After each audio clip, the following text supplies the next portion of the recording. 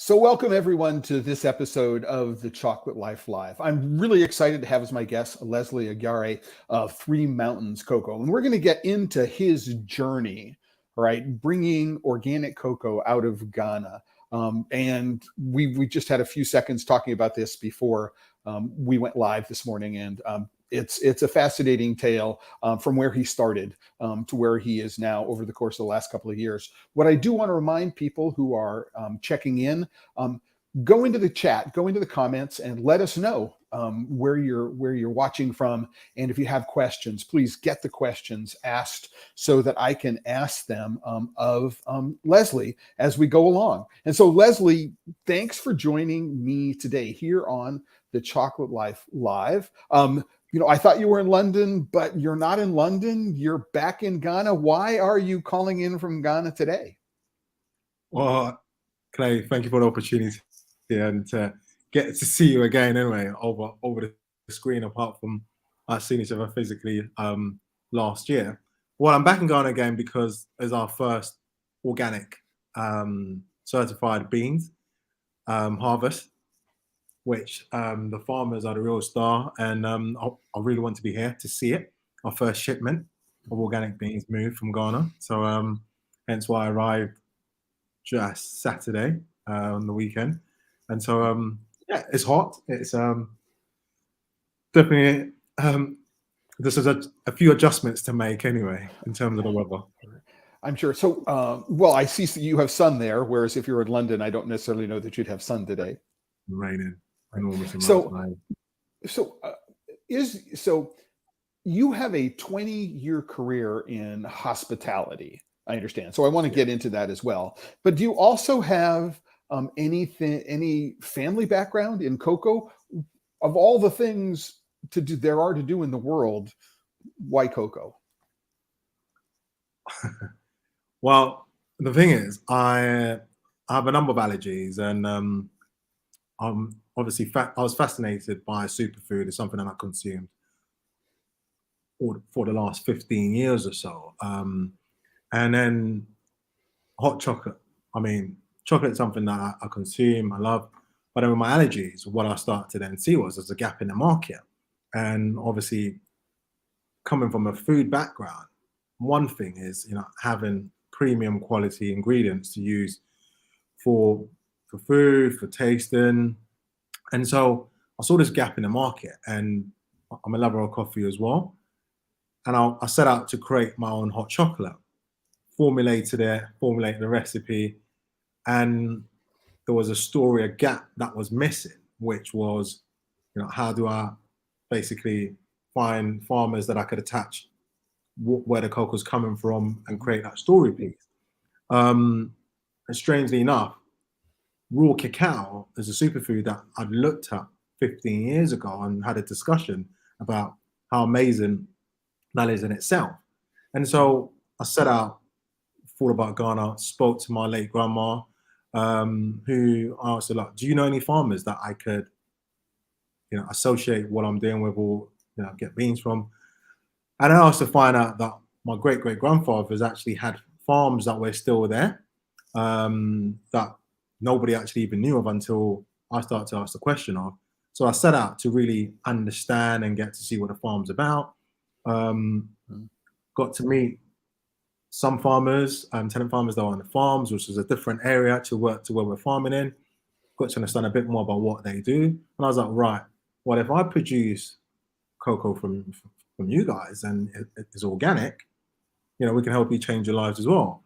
Mm-hmm. But obviously, that was me 3.5 years ago, looking at the story piece as just something small of creating this hot chocolate.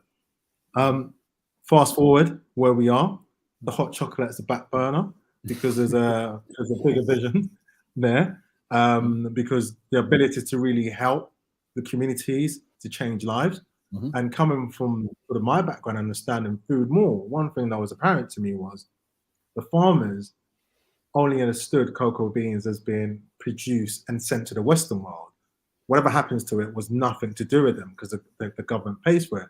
But I was about taste and quality. And so I set out, I traveled the whole country in a backpack on my own to really get a better understanding of the vegetation in Ghana.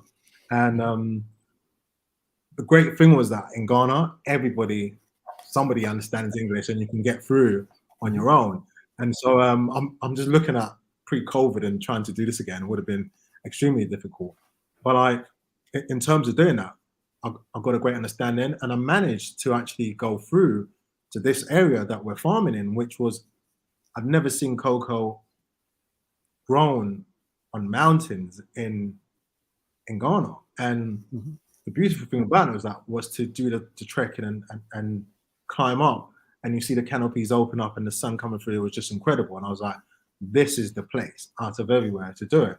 Mm-hmm. And this was one of the locations that we had some historic family farms there. Mm-hmm. Fast forward from just 40 hectares of just the land in terms of historic family land to create an organic piece. Well, the vision of me became the vision of a community of eight zones, 15, so it's 8 large communities and like 7 sub hamlets within, over 2,507 farmers, to create this vision. And really what set out was that I got to understand more about their lives. And the reason for organic wasn't about sort of my needs. But if you look at it on there, farmers tend to live on their land, grow crops, drink from the water bodies that are there. And so I said, I was like, this is crazy. Like you're farming, spraying these chemicals whilst you live there and drink, you're consuming this. And so my push really to improve lives on there. So, I look for my mission was to create an exceptional supply chain of cocoa while benefiting those that produce it and those who consume it and the land that grows it. Because if we're using, fertilizers, which even organic and not traditionally how they used to farm it before, it's not benefiting the farmers. Yes, you get volume, and they're just there, not considering their lives, because that push to just earn some extra money means that they're doing whatever they're told to do. And so the farmers start to be able to understand it more, and then brings us to where we are in the current stage of they've achieved the organic certification, which is an enormous feat in the time to get the farmers to do it and the training that they've had to go through, and they're taking this on board. And my vision is not, it doesn't matter as much as their vision, because really now is that we're creating this permaculture for them, practicing organic. So now they're practicing sort of the organic farming practices there. It's helping them a lot more. And what they're seeing as well is that historically, let's say plants, and sort of they have these snails that used to grow and the worms that used to grow on the ground. They never saw it before, because what they were doing was just spraying this pesticide. From stopping this, they're starting to see that the quality of their food has actually started to improve as well, which is huge, because what normally happens is the food that they eat are planted underneath the cocoa trees, and they just spray these other chemicals on there, and it affects their diet as well. So they're seeing this enormous change happening around this community, which is it's great to see. And I mean, to have an engaged group of farmers. Right. Absolutely. Absolutely. So I want to jump here if I can for a couple of reasons. First one of which is I want to acknowledge a couple of people who are listening. We've got Encore Coffee from Kansas City. Glad to see you guys back. Emmanuel is calling in from Ghana, watching from Ghana.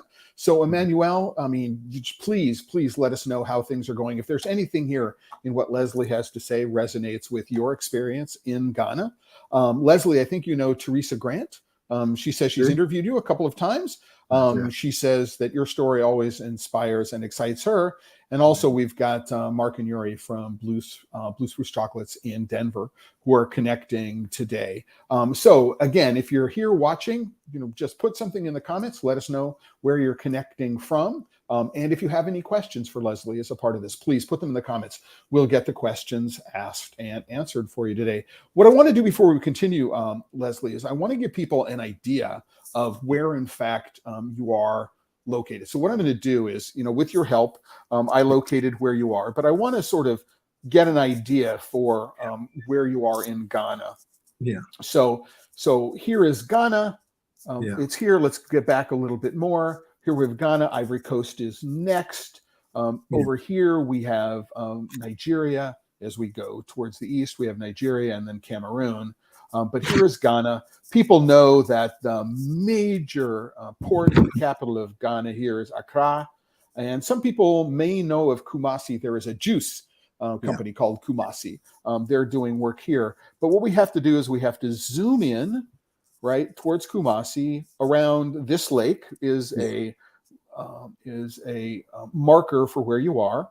And we find sort of to the east and perhaps a little bit north of the lake, around this community called Juasso, right, that we see that there are these three mountains here, or these mountains. Is this the three mountains that you're talking about? Yeah. So if you zoom in, so as you move further down, so we've got.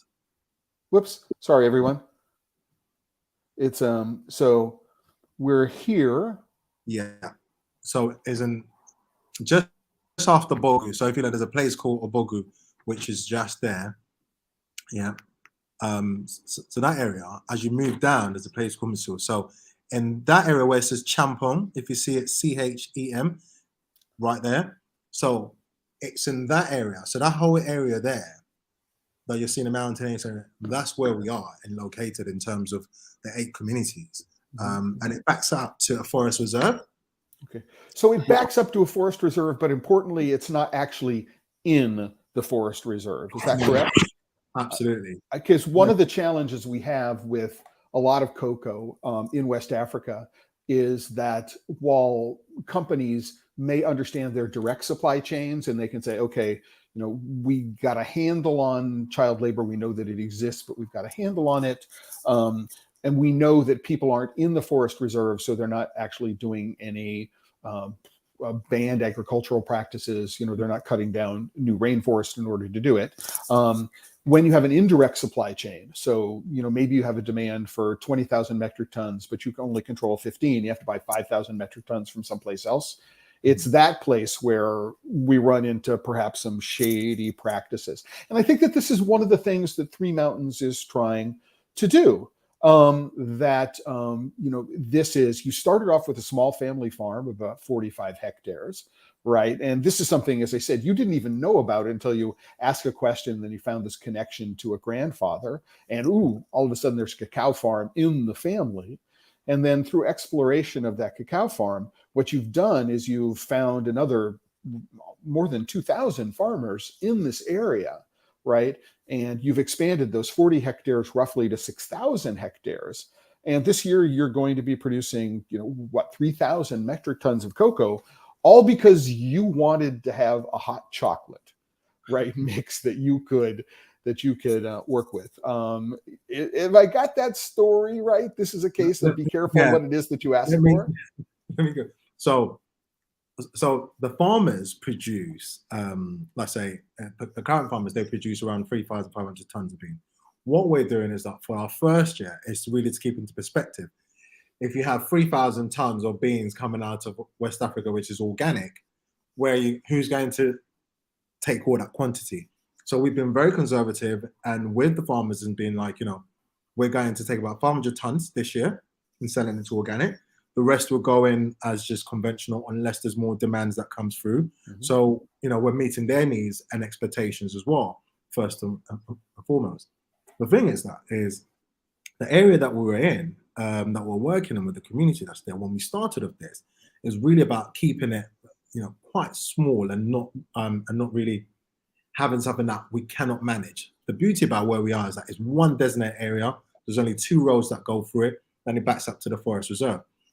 There is no danger of farmers going in to go and plant any cocoa trees in the forest reserve because there's amples of abandoned cocoa farms already that are there. And in Ghana, you won't find farmers going to go and cut forest reserves to plant cocoa. Definitely not. What you would find is you'd find farmers cutting their farms down to dig gold, which is a completely different thing on there. And luckily, where we are, the chiefs and the elders have got real control. And so we don't have any issues at all of those natures in that area on there.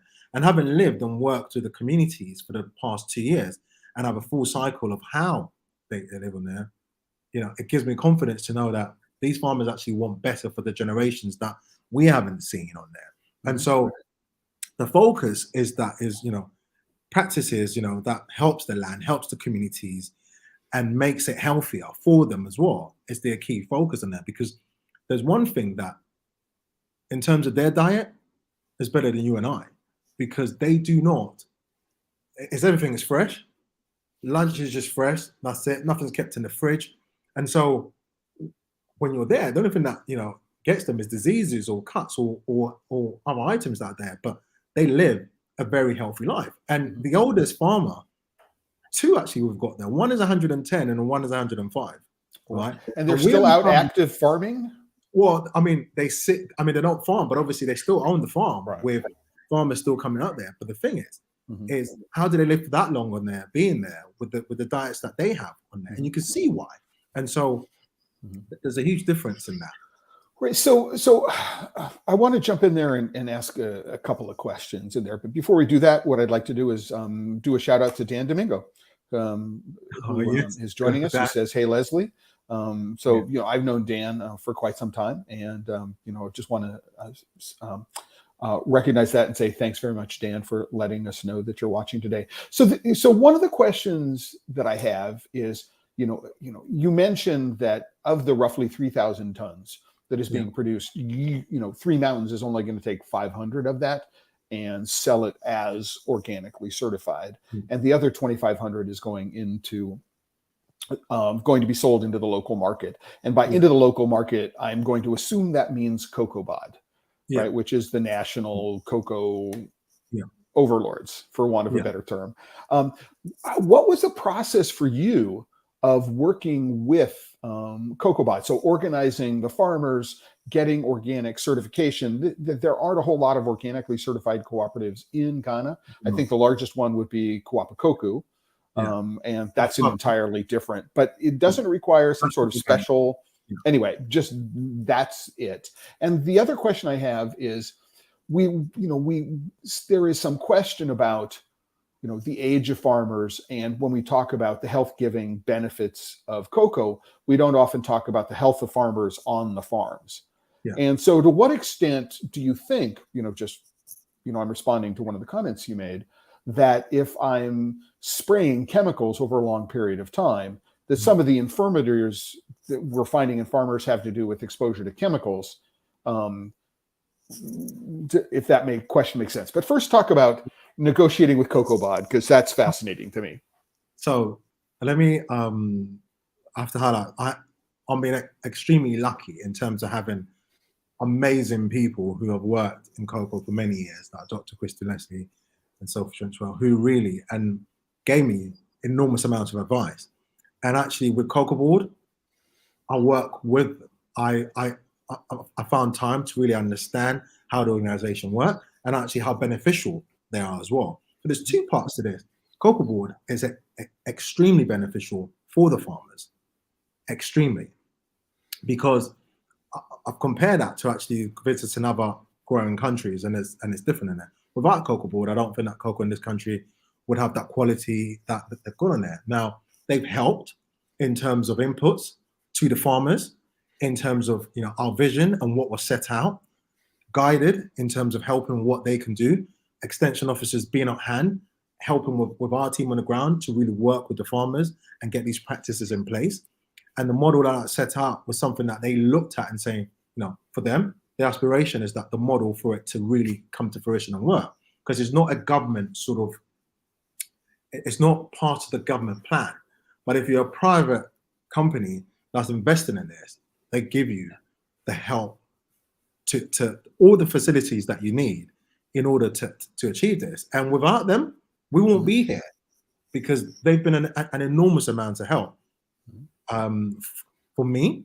And that's just are maybe very good at just building relationships, but it's just been great for me. And, you know, I consider them a strong pillar in what we're trying to do here, because the information that goes to farmers, the management of the system that's already in place, we're changing that and adding organic to it. So we have to work alongside, and obviously practices that they have, issues that they have, you know, they help.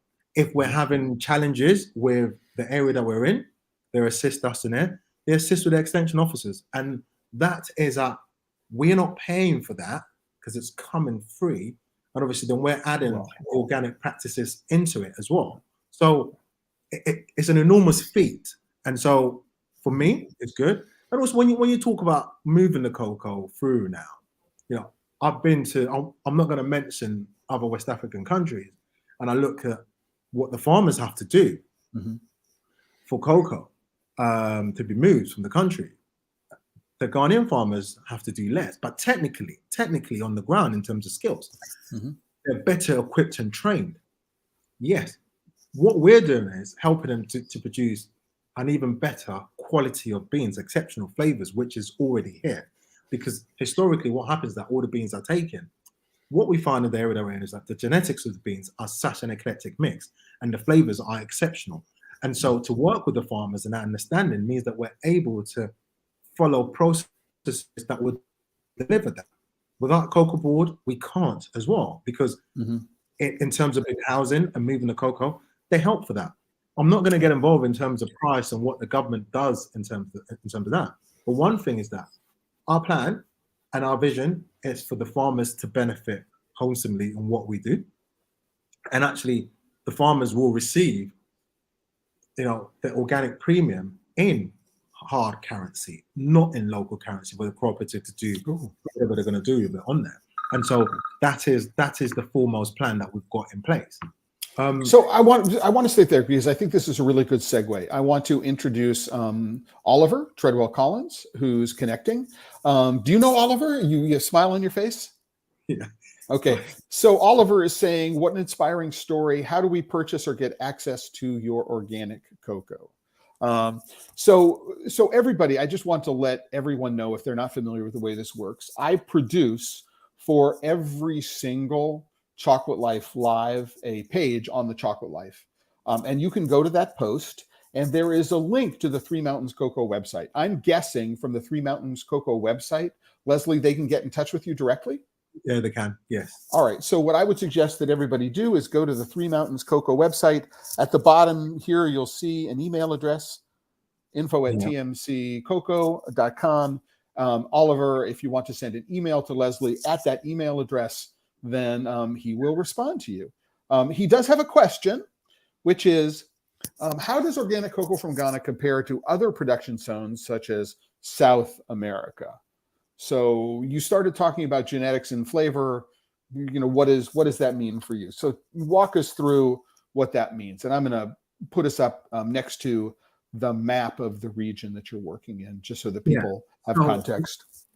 So, you know, one thing which you've heard, and I'm sure, Clay, we've discussed this several times, is there's this discussion between West African beans, South American beans.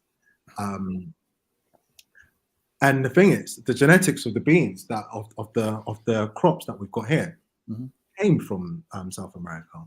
And so when we start to then dig deep and start to, you know, look at different farms, understanding flavors, what we found is some of these beans are very synonymous to flavors of South America. And actually the quality and the flavor of the Ghana cocoa, there are so many different aspects to it that if you just take it and just go, right, it's just, there's no flavor in, like in West Africa.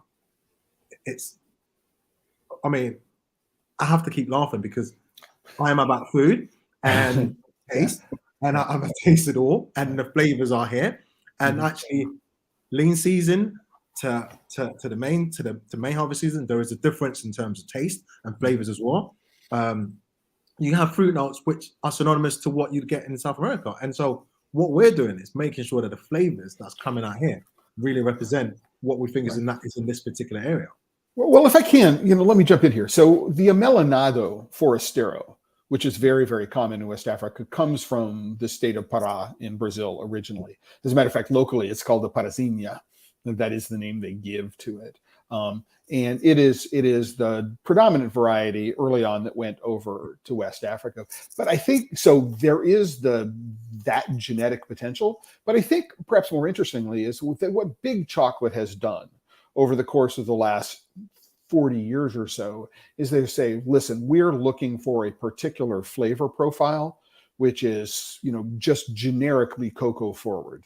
And so what we're going to do is we're going to push post-harvest practices as well as, things like mass balance blending at the port and other kinds of techniques, which are really all about delivering this one very, very different this one very, very consistent flavor profile, because that's what industrial chocolate makers, that's what Big Chocolate is looking for. But if we look very closely, when you can isolate a group of farmers from some aspects of the cocoa bod system, certainly not all of it, that what you do is you have an opportunity to say, okay, treated on its own, treated within this community or this region, what we can do is we can look to express flavors from the genetics, which are outside what people normally think of as the flavor of West Africa. Is this a fair representation of where you're going? Totally, yes. Okay. And it still has that taste, that Ghana taste that you want as well with some. So I mean, I am bursting with, like, I cannot wait to see these beans in the hands of chocolate makers, and for us to really showcase what the flavors are in this area. And it's mountainous as well. The cocos are grown on the mountain. Here we are. Just saying that, I want to let everybody know that Leslie had arranged through his distribution partner here in the United States, or in the United States, to get some of the cocoa beans transformed by a small company out of Odessa, Texas, called Marabee. I hope I'm pronouncing that properly. And what I'll do is I will find it and put a link to Marabee, although you cannot purchase this chocolate from them. They sent me 4 small sample bars, and I have not tasted it yet. So I thought that this would be an entry point. This is the second time. Remember last year in July? Was it July last year? Mm-hmm. Yeah, you had a different taste. And this is actually a lean season crop beans that you're tasting. Okay. Is it?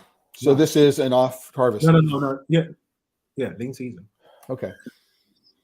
So if you're talking about, I should expect the base flavor of Ghana. So there's a through note of cocoa, which should be on the long finish. But what will happen is, unlike a lot of Ghanaian cocoa, what I should find is flavors that I might associate with a more specialty cocoa. Is that what you're telling me?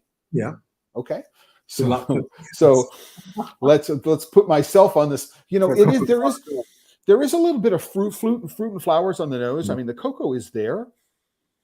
But if we think about Ghana Plus, which is the thing that originally came, it's Ghana Plus more, right? Yeah. The things, it's not just an herbal grassy note, but it's a bright herbal. Does that make sense? It's a bright herbal grassy note with just this little floral stuff at the very top. It's not what I would expect from a Ghanaian cocoa off the top. But what we do need to understand is that in the cocoa of excellence over the last couple of years, there have been winners out of Ghana, right? So people who are taking the traditional genetics and just applying really, really good growing techniques as well as post-harvest to do some interesting things. So while I'm tasting this, Mark at Blue Spruce in Denver wants to know, is there a U.S. distributor? And what I would say to Mark is, go to the website, connect here, and you can get connected to perhaps getting a sample of the beans. Am I right? Absolutely. Okay. So that's how I do it. So Teresa just says, okay, now I'm just plain green with envy. Teresa, I'm having a chance to taste this. So, listen, I get to live my chocolate life, and after 20 years of doing it, this is one of the benefits of what it is that I do. So, So I can tell this was made in a small melanger. Hmm. So there's a texture. So I want to get away from the sort of objective measurement Yeah. objectives. I mean, so there is a little bit more work that could be done in terms of refining it. It's probably having to do with sugar, right? But if it is grainy, or a little bit grainy with the sugar, it will be perceived as being sweeter, right? Just in general. Um, um,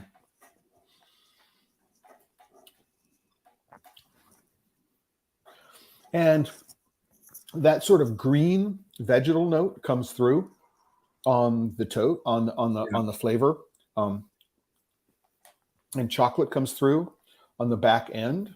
Um, so it's really is confounding with respect to my expectations of what a Ghanaian cocoa is supposed to be because of this vegetal base.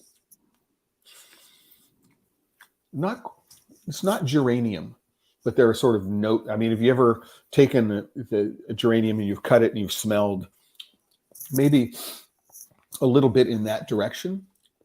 Um, um, I don't know how roast plays into this, Yeah. right? And so would really be interested in having this at a couple of different roast profiles to Yeah. understand how it changes. But yeah, I mean, if you think that the only thing you can get out of Ghanaian cocoa is a particular sort of only chocolate flavor profile, and you're worried about, I mean, one of the great things about what you're doing is that to some extent you're going to be able to certify or verify, probably, Yeah. or corroborate that you don't have any issues with the worst forms of child labor in terms of what you're doing. There's no trafficking of children. There's no slavery of adults in the region that you're working with as Mm. well, which is one of the reasons why I think a lot of small chocolate makers don't want to work with beans from West Africa, because they're concerned about these kinds of issues.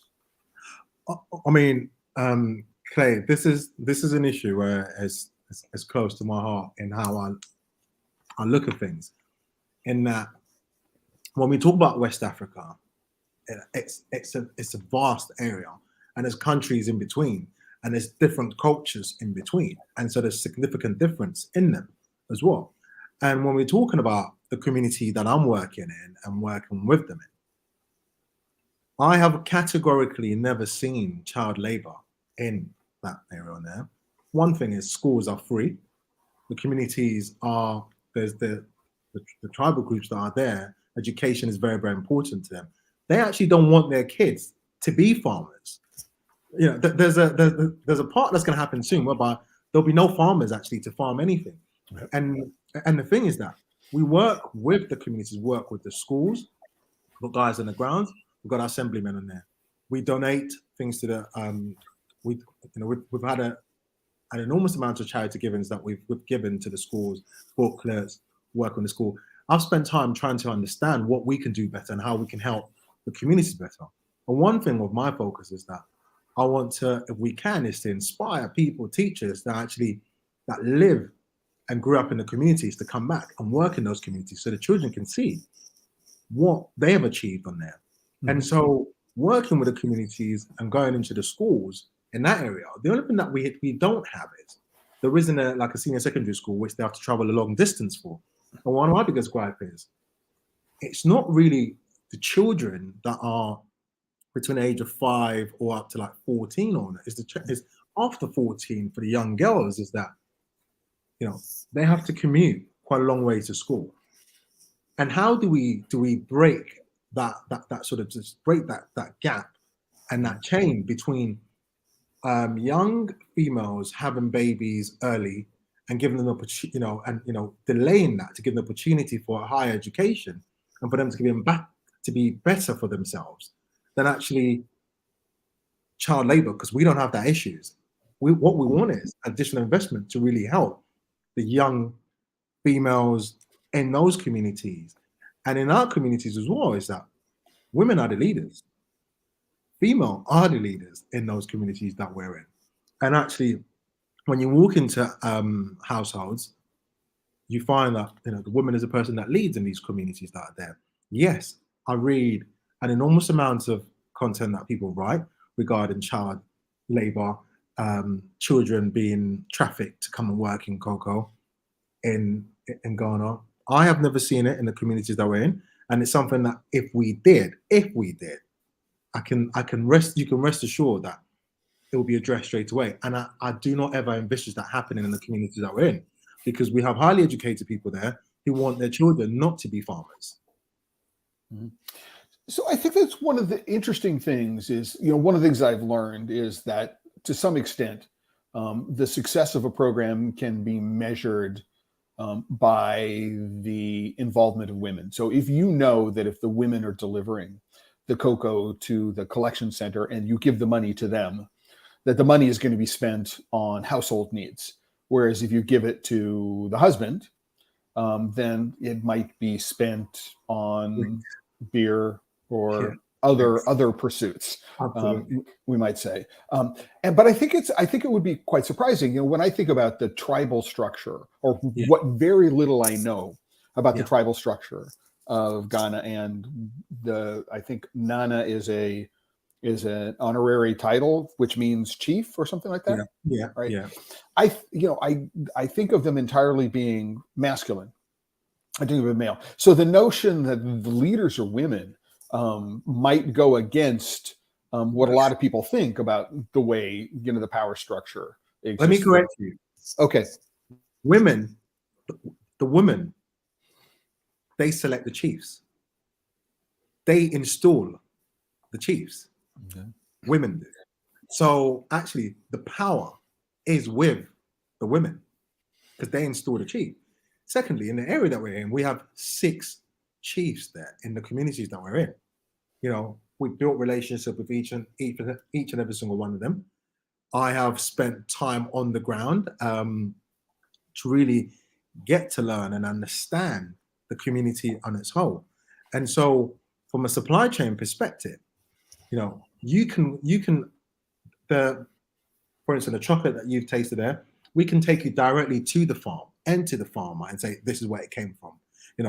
Each farmer has been GPRS mapped on there. We know where the beans are coming from. We have our operation guys on the ground on a daily basis. They know what's happening in the communities. The communities actually, part of their whole thing is that the organic slogan is you and I. So they're together in this as a community. It's not one against another. They're together as a collective community. And the community that we're working in, the surprising thing is, and everybody will tell you, is it's a mixture of different tribes together that are working in harmony because of what we're doing as a model.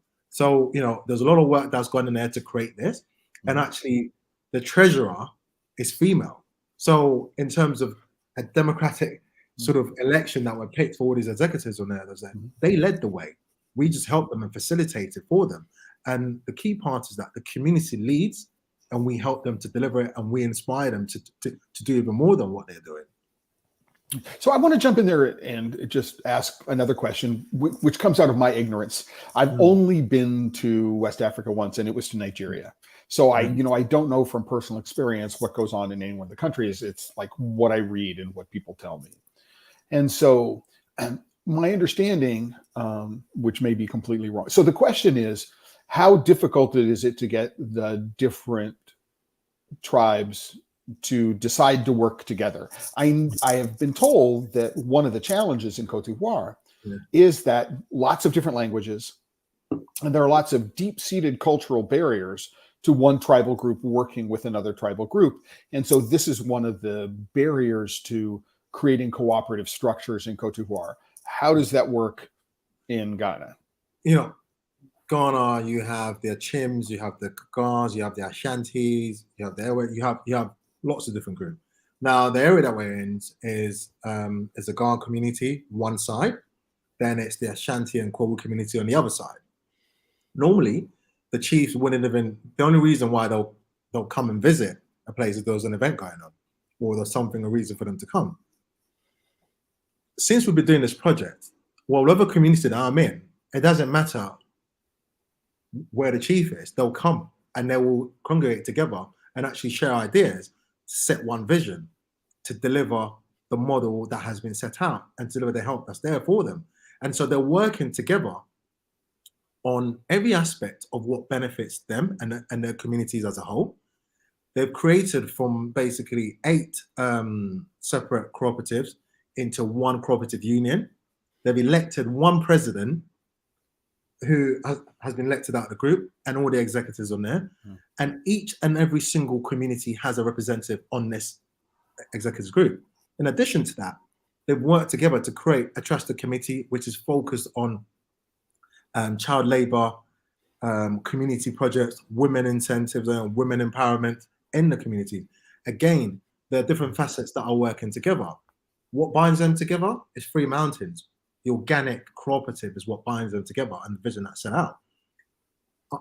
Honestly, I am immensely lucky for the people that I've met and the people that have given me that assistance and help to really get those greater understanding, because in such a short space of time, we've created this. And I'm only looking ahead to see what we can do for this group of farmers and family that are there, because the generations below are looking at me and saying, what can we inspire to do better for them? And so we know that, for instance, the boys and girls that are not looking at farming at all as a career, they're asking us, and the question is, well, what is this guy in the UK doing and trying, and so the understanding has become greater, and the people that have brought to the communities to come and help and see it and have the understanding of it, that's helped enormously, because they see my commitment to them. And that commitment, it wasn't planned. I've just stayed very open in everything that I've done.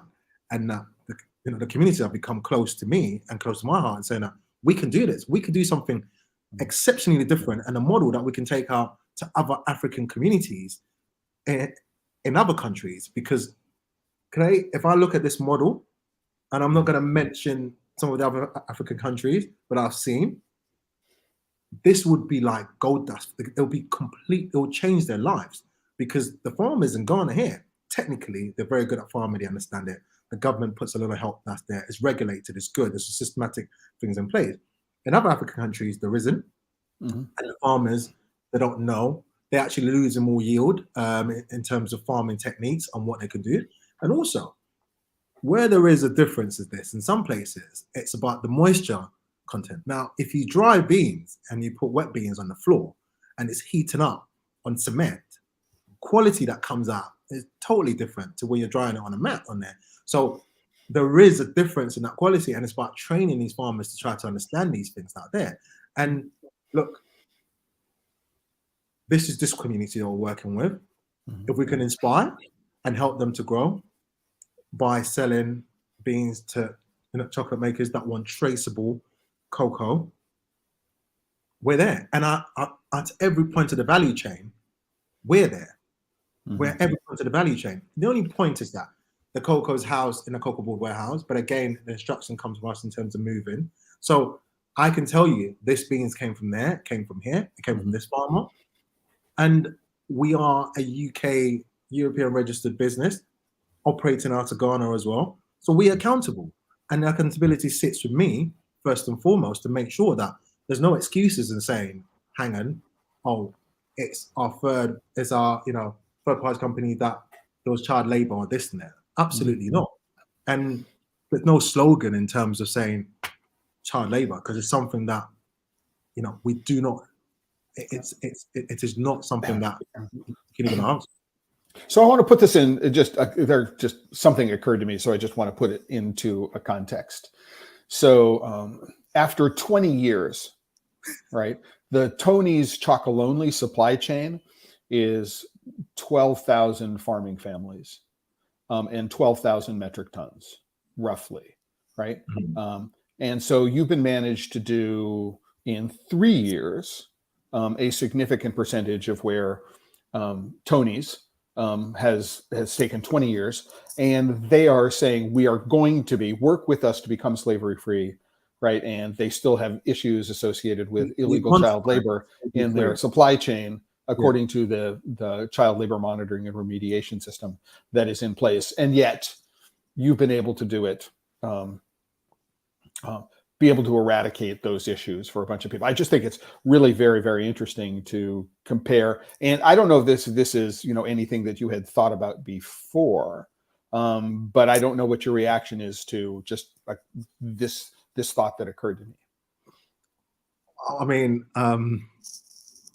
honestly, I tried to focus on what Freelancers are doing and what we can do better and what we could try to deliver. Built real relationship with the ground. I am the person that is actually, the founder is actually on the ground working with the communities. It's good to sit in your office in Europe and look what happens across the net. It's great.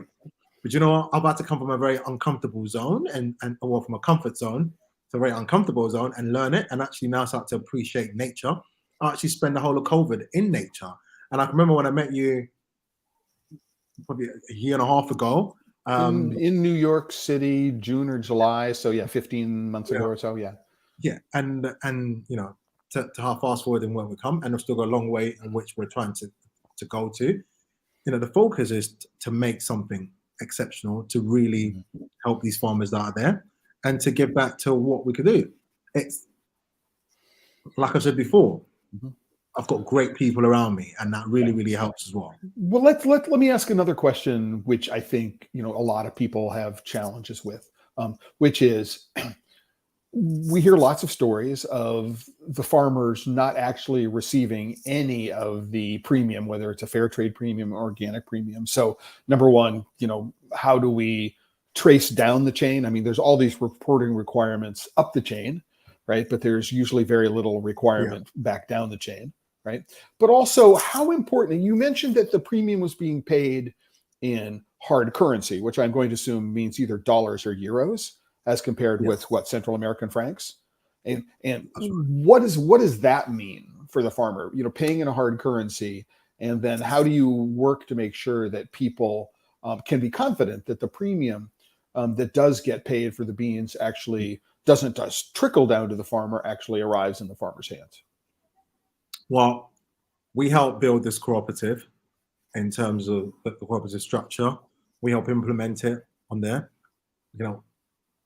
I actually had, Sophie is just incredible. I actually have somebody that really, really helped to make sure that lesson learned previously had been something that, we tried to eradicate in this process. Having Christy on the ground as well, which Christy was in London, was in Ghana with me, really helped as well to give me that understanding of what is here. And then what we've done with the model, with the additional, actually the team around Three Mountains, and how much in terms of how transparent we need to be. It's just, there is, I don't know, what we've done is this. We've gone, okay, the farmers earn, let's say, $500 per ton. The farmers need to receive that money in good amounts of time to help their livelihoods in there. If you take, for instance, other countries, buyers would take the hard currency and change it to local currency and give it to their farmers in there. We built a cooperative and saying to the cooperative, you will receive, and it's up to you. It's going to be your money. We'll train you to be able to manage it.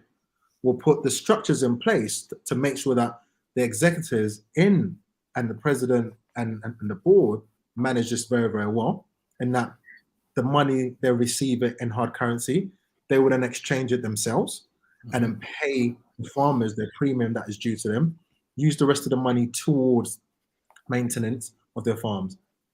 And the thing is that as we receive the money, they will receive the money. It's really, really that simple. And the thing is that there is no sort of, we're going to change the money and we're going to give to the farmers. No, part of this is to make sure that the farmers are in control, and for us to give them that control is to help them. One thing which is not there is accountability, understanding, having the right people there to be able to manage the finances. We're going to help them to make sure that they do that, but it's going to go directly into their account, into the cooperative's dollar account. And then they would then change the money into cities as and when needed to manage what they're doing. So the cooperative has a US dollar bank account. The individual farmers may not still be banked. Yeah. But the cooperative is banked. Totally. Okay. Because the individual farmer has money that they put in their bedrooms. That's what they have in there. Right. And their concern is to make sure, and here's what we're doing. is that they receive the money in hard currency. Some is going towards farm maintenance, others going towards bonus, and others going towards managing the operation for them. It's going to be their responsibility for them to manage that. And in our value chain, it's noted, it's there. We're very transparent. You can see it. And it's open book. Here's what we receive. This is what the farmers receive in hard currency, not in local currency at all.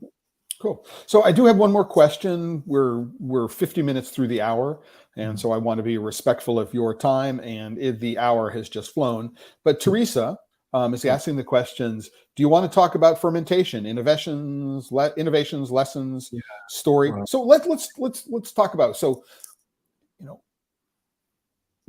because Ghana is primarily smallholder farmers, and they're working only within the context of their own farm.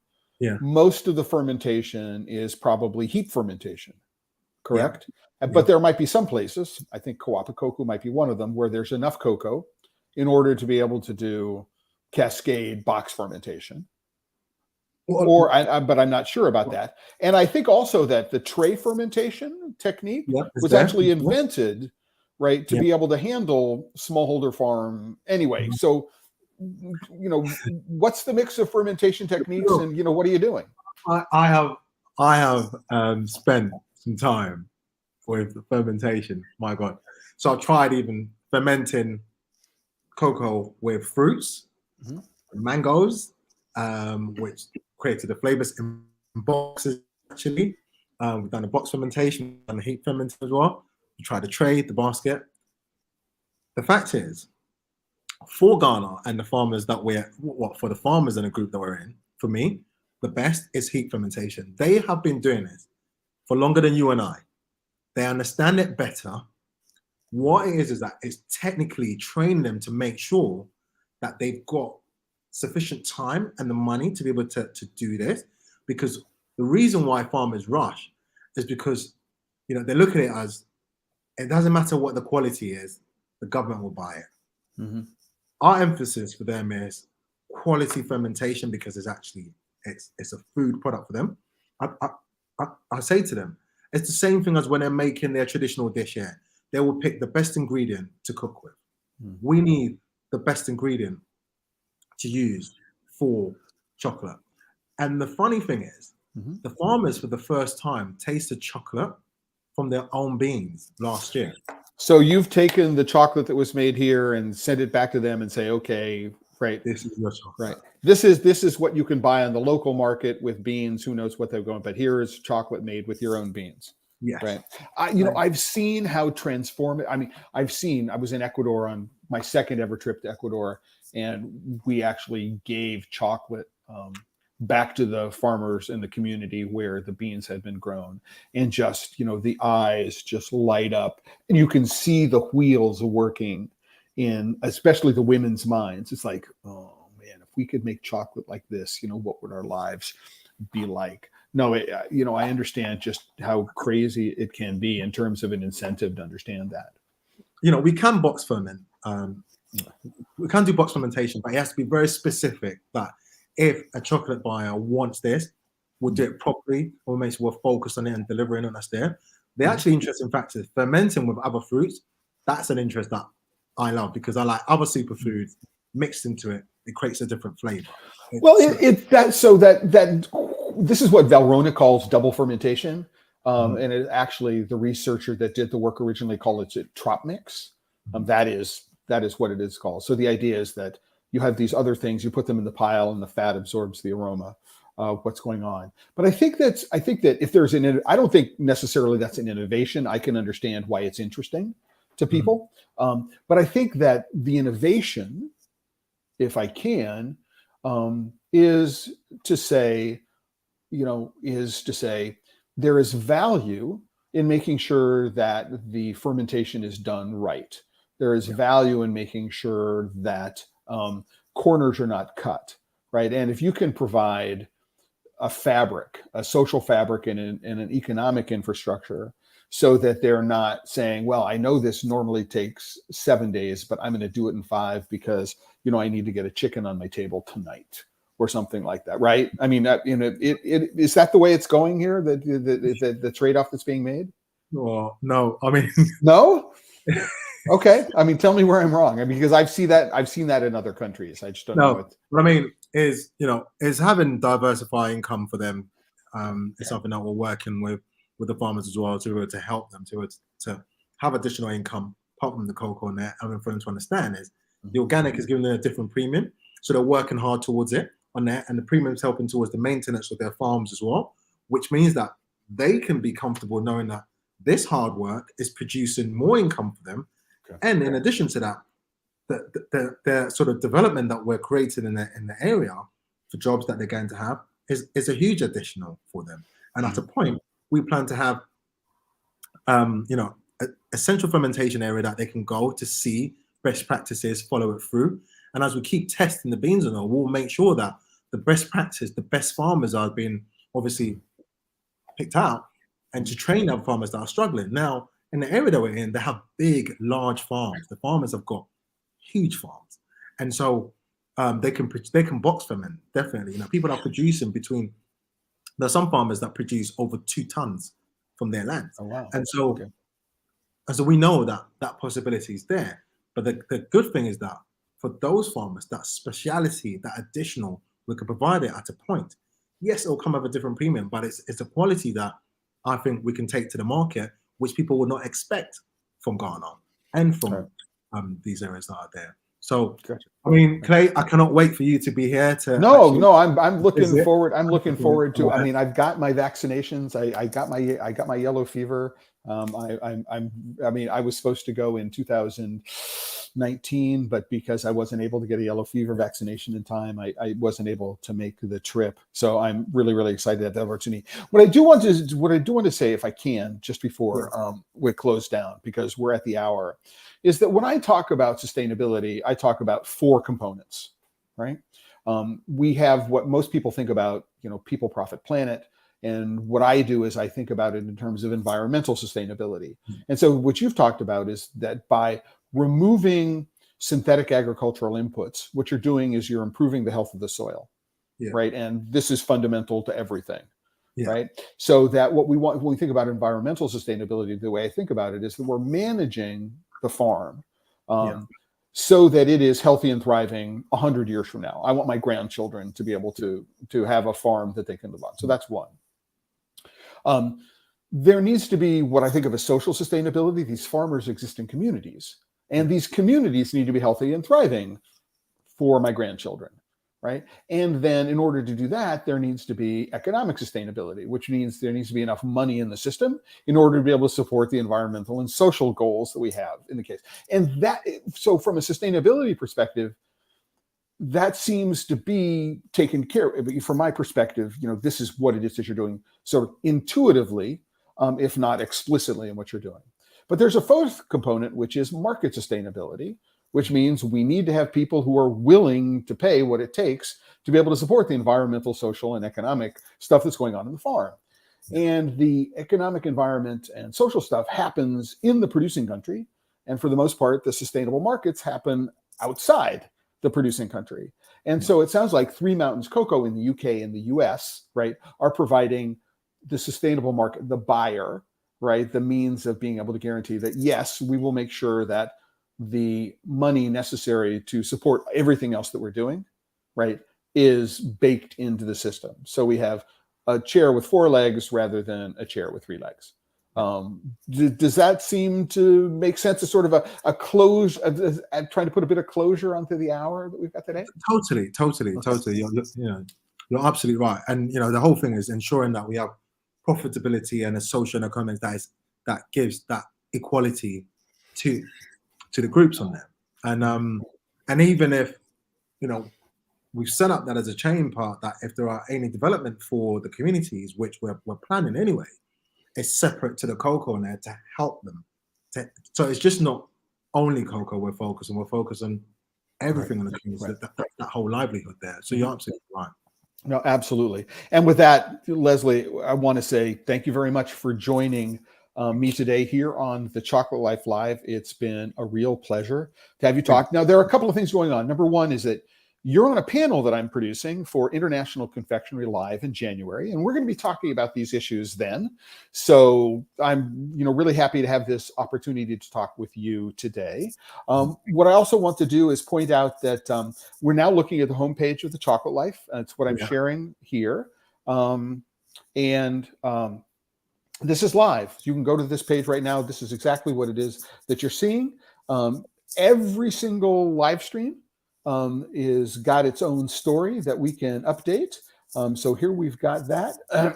If you go to the homepage, there's also a calendar. And this calendar includes not only upcoming live streams, so here's today, but future live streams. But it also includes an archive of every live stream that I've done in the past year.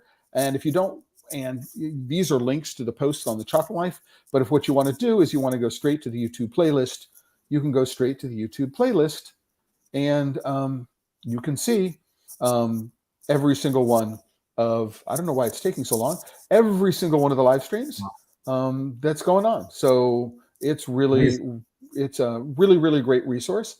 And, for people who've been here before, want to let everyone know that I rely on your support. So please like, subscribe, share, all of those kinds of things. And you can click and join The Chocolate Life and support us. There's always been a free level, but if you have a couple of bucks to throw my way, I appreciate that. I understand that in this day and age, asking for money for anything from anybody is a challenge, given the increase in food costs, given the increase in energy costs, and all those sorts of things. But I rely on your generous assistance for what's going on. Leslie, you're going to have the last. Well, I'm going to give you the next to the last word, because I always have the last word. Is there something you'd like to close out with today? No, I mean, Clay, thank you enormously for the opportunity to be on here, speak, and let's get the first Three Mountains bar out there. Well, certainly, keep in touch with me. Absolutely. Keep in touch with me about when the cocoa moves and when there is chocolate available. What I can do is I can update the post here on The Chocolate Life to say, hey, the chocolate is now available and you can go purchase it from here, because I'm really, really interested in supporting the work that you're doing. And finally, Teresa says, always an honor to hear from you, Leslie. Keep up the good work. And Teresa, it is my pleasure and privilege to be able to do what it is that I do. Week in, week out, I can hardly imagine a better career, a better life goal, whatever it is you want to call it. It's been my pleasure and privilege to be able to do this over the course of the last year, and to speak with just fabulous people doing interesting work, like Leslie Agyare from Three Mountains Cocoa. With that, what I want to remind everybody, if you're working with chocolate and you're not having fun, you're doing it wrong.